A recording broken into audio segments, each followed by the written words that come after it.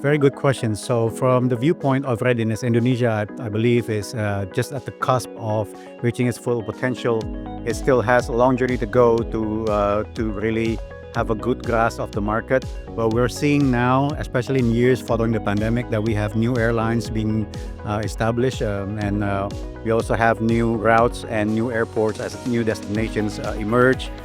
So we're seeing there's a lot of interest still going to the air travel business, whether it's airlines or air charters, including in secluded areas where there are no large airports available. Sometimes you have to access from air to sea, seaports. So we're seeing that from the viewpoint of readiness, I think Indonesia is right at the front gate of reaching its very full potential.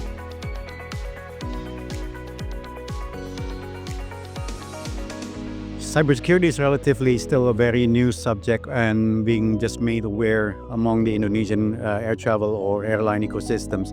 It is being continuously and also increasingly being made aware, especially to stakeholders like the airport operators like Injourney, Angkasa Pura airports, but also among the airlines community, forefronted by the Airlines Association, INACA, but also by individual airlines themselves.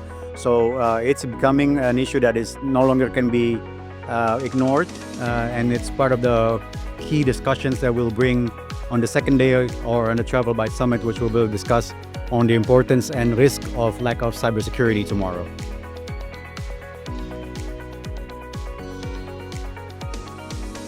I personally believe that the area that is most impacted or most vulnerable from the subject of cybersecurity would be airports, first and foremost, because that's pretty much where people start to come in first and where they leave last. And I think where the public exposure is at most is at airports, using not only the airports facilities themselves, but also with the retails, the tenants, and so many other outlets where in this day and age, digital usage or exposure is inevitable.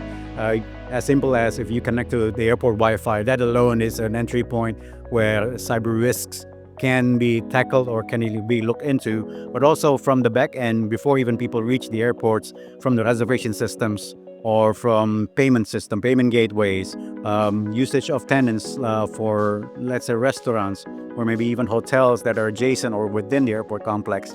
I believe these are areas that need enforcement and support and attention for strengthening of the cybersecurity front end.